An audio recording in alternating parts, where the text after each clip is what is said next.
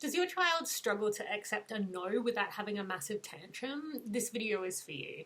My name's Jodie Thornton and I'm a parent coach. One of the things that we misunderstand around our children not being willing to accept a no is that we think that the two choices in life are to be somebody who is happy to hear a no and accept that they're not going to get what they need, and being a person who is really constructive and collaborative and is fair and reasonable. But when we unpack what that looks like in practice, what we have is two choices. One is a person who is controlling and always gets what they want, and the other person is actually a people pleaser who's happy to accept a no, no matter how many times they've been told no before, and that they don't want to make a fuss. And like, these are not the two options that we have. But if we think about the way we view children not being willing to accept a no, we have this really sanitized version of the two options. It's like somebody who's easygoing and happy to go with the flow, and somebody who is really controlling and has to have their way. But actually, when we unpack what's underneath them, neither of those two options is actually really healthy. And what we forget is the reason that we as adults in this generation of parents are happy to accept no's more often is because we've been taught that our needs are not, we shouldn't expect our needs to be met. That actually when we get our needs met, that's a good thing, but then that's meant to like fill our cup so that we can go on long enough till we get to the next time that our needs are being met. And that in between those drinks, say for example, is that we shouldn't expect anything. That our expectations should be that we might be gifted with our needs being met. You might find that in some ways we talk about it as like you can only expect to receive when you're doing hard work, or only when you're being perfect. There's all of these ways that we teach children, or we have taught children in the past, how to be what we say is like easygoing or collaborative or fair. But actually what we're teaching is to be a people pleaser. And so then when we see a child who's not willing to accept a no on something that's actually really important, like not eating things that are not great for their body, or safety issues, and then if we look to things that are kind of less important but more about enjoyable life as a family, is like being able to accept a no when it means that it doesn't work for everybody in the family, or it's not fun for everybody, or we're just too tired because we've got so much on our plates, right? So there's these times where we want them to be able to accept a no, but for the right reasons, not because their default setting is that I should always just be grateful when I get what I do need, and I should not expect to get what I need the rest of the time. Now the alternative is that what we do is we get really skillful as problem solvers. And that's for both us and our kids. We start getting skillful at figuring out how do we solve the problem in a way that gets everybody's needs met.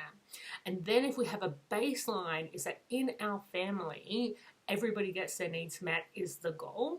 And there are times where we won't be able to achieve that. Sometimes it's because we don't have enough practice at problem solving. Sometimes it's just a timeliness thing. Like we just don't have enough time to put into the energy to solve that problem. And sometimes it just happens that we can't get a need met in that moment. And that's where resilience comes through, is because most of the time our needs are getting met. And then sometimes when we don't get our needs met, that's when we have the resilience to be able to be okay with, okay, just this, in this particular time, I'm not going to get my need met, but we'll move forward.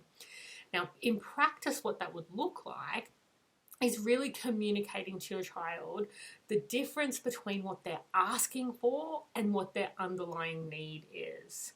So if they're saying they want to wear a particular shirt, or they want to have a particular color of cup, those things are not needs. A need is something that is underneath of that.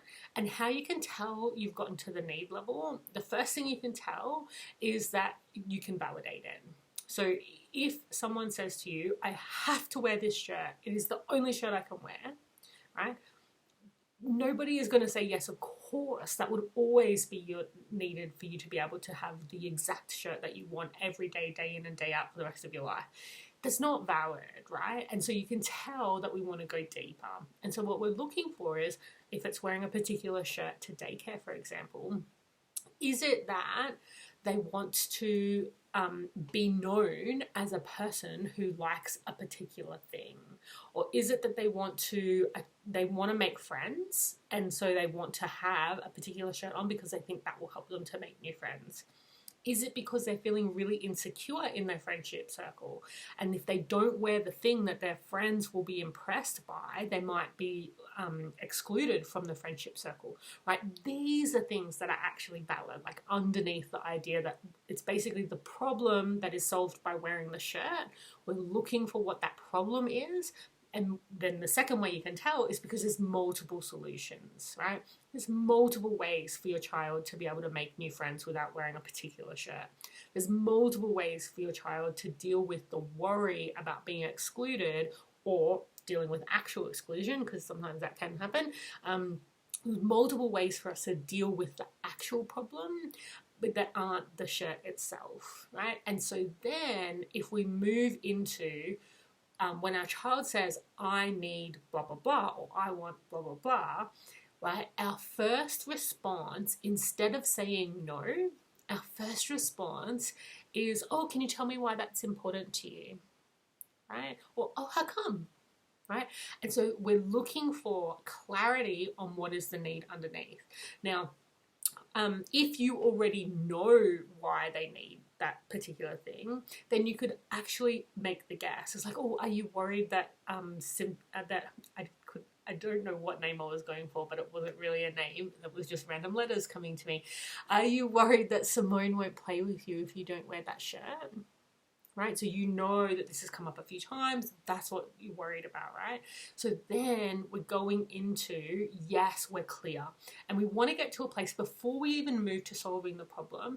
We want to get to a place where our child feels heard and that they feel like their need matters to you, right? Their need matters to you. And so when we express that, oh, so you're really worried that if you don't wear the right shirt that someone won't want to play with you, right? You can see that clearly in the way I've checked in with that. If I've guessed correctly, clearly I do believe that that's an important issue, right? The tone of voice I used, how I paced my words, all of those things made it clear that I did really care about that. And so we want to just notice, rather than force your delivery to be more authentic or more caring in the way we deliver, if your delivery is not coming through in an authentic or caring way, we want to look at, why are you not feeling like that's valid?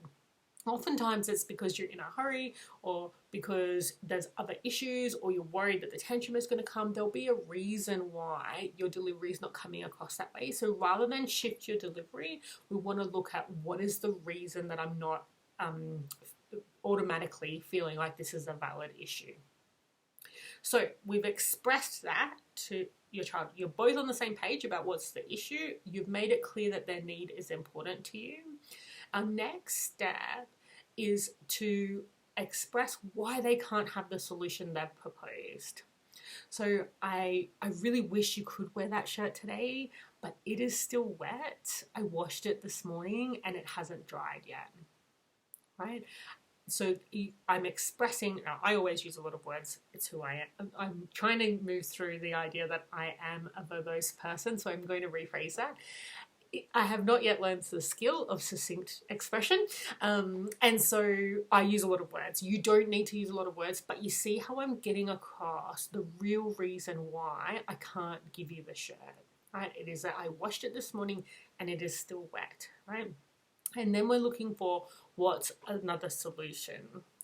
So when we think about this idea of, I need to wear this shirt because I need to make new friends, then you've got some options. You can go, do you think there's any other shirts of yours that would help you to make new friends, right? That's one option. Another option is to go into, what are some ways that would help a new friend to connect with you? Like, are you thinking that if you wore that shirt that someone else might start talking to you? Right. So I wonder if maybe you could start some conversations.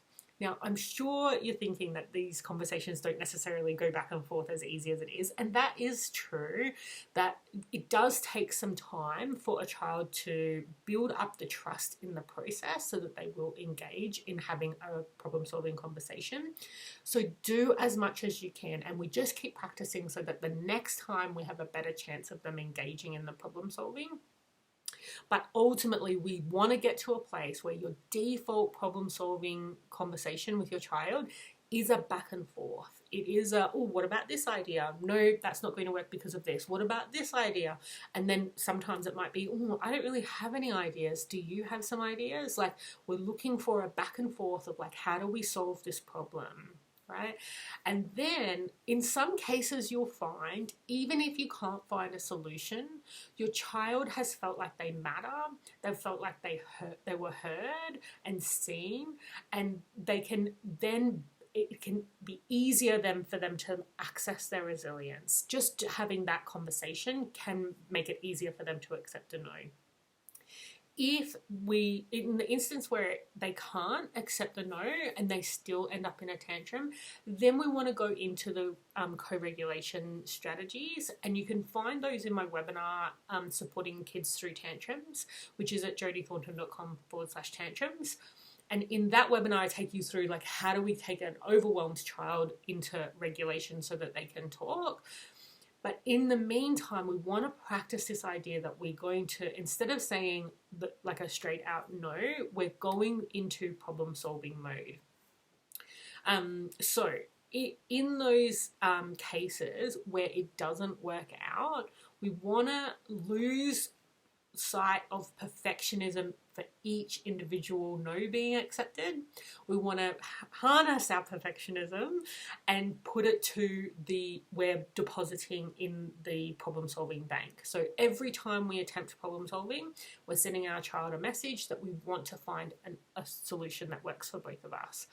Every time we have a back and forth about ideas, we're cementing with our child the idea that we can look for more than one option. There's not just one solution to every problem. There's not, in some cases there might be an ideal solution, but in most cases that's not even true. In most cases, there's like a million great options, a million good but not great options, a million workable but not ideal options, right?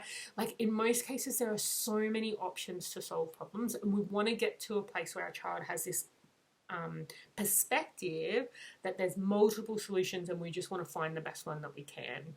So over time, building this up as your default way of responding when you need your child to accept a no, this will really help them to start to even not have the same reaction to a no. Like there's so many times where I now have the luxury of being able, my little ones are now 8 and 6, and I can say straight out no to them if I am tired, busy, in a mood, not doing that great, like for any reason, I just will say straight out no.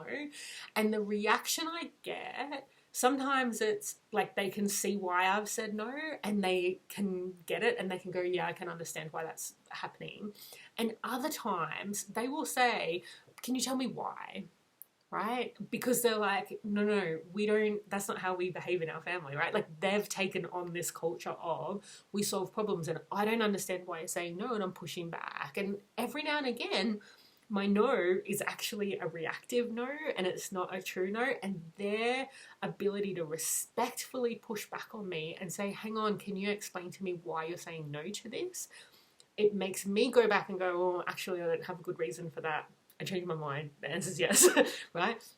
And other times when they're asking why, I get a chance to express to them, this is my rationale. And so over time, as you build that trust, it becomes easier and easier. In the meantime, don't worry about the times where you say flat out no and there's a tantrum. You do your best. If you need those strategies to help your child calm down from tantrums, grab that webinar recording. The link will be in the description of this video. But just build up the times where you do have the time, the times where you do have the space enough to remember to do it in the moment. Build up that trust between you and your child of like, it's not a you can't have what you need. what it is let's solve the problem. And sometimes we can't solve the problem, and the ultimate answer is a no, but it comes from a place of we've looked at this and we've not been able to come up with a solution, as opposed to what our children often hear a no as is you are not able to get this need met. It's shut down. There's no option. There's no hope. There's no option, right? Our children experience that as an incredibly important denial, right? And so then they say, what they hear is, I cannot get my need met.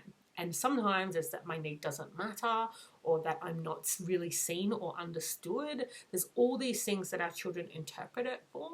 And when we take the problem-solving approach, our children know they are seen and heard. They know that their needs matter. They know that we're trying to get their needs met. But sometimes we can't find a solution. But more often than not, the more you practice the problem solving, you'll be surprised how often it comes through. So if, as you can see, part of the magic that makes this work is being a really skillful problem solver. So being able to figure out what is that need underneath what's going on for your child, as opposed to what they're asking for. Part of it is being able to understand, even just see options that we might not see because we're so close to the problem, and we're in a routine and we just don't see options that are available to us. And part of it is really balancing between the needs of everybody in the family, because you'll have different needs between the parents and the kids, different needs between siblings. And honestly, I don't know of a family right now that has the ideal circumstances. So whether it's financial, whether it's time, whether it's village, whether it's connection, there's not a family that I know of that has everything they need for everybody to be to get their needs met easily. And so there are times where we have to balance. And so if you'd like some support to practice the problem solving, to getting to those needs, finding the solutions that are available to you in that moment, and the communication, really refining that communication so that you cut through the number of times they have to have a tantrum when they get a no. If you'd like to work through all of those things with me, I have a program called Confident Connected Parenting. And in that program, we go through all of these pieces. So the emotional regulation, so that when they tantrum, they can calm down and problem solve with you. The problem solving approaches, so that you can have that default of, in our family, we figure out how to get everybody's needs met when we can. And the resilience parts of when they can't get their needs met, how do we help them to be okay with that, and without letting go of the idea that their needs are important, right? Without becoming people pleasers, but still maintaining that, it's okay for me to periodically not get my needs met, but I'm still going to have an approach that focuses on my needs mattering. So if you'd like to jump into that course, the link is jodithornton.com/confident connected parenting.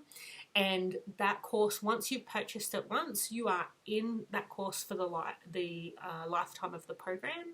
And so that gives you a chance to really come back as your child has new developmental stages. You can come back and go through, how do we handle the emotional regulation? How do we handle the problem solving? How do we build our children's communication skills so they can articulate what's going on, rather than have their problems come out as symptoms, with their behavior or disrespectful communication, all of these things. So if you'd like to jump into that program, the link is in the description of this video. And thank you so much for watching.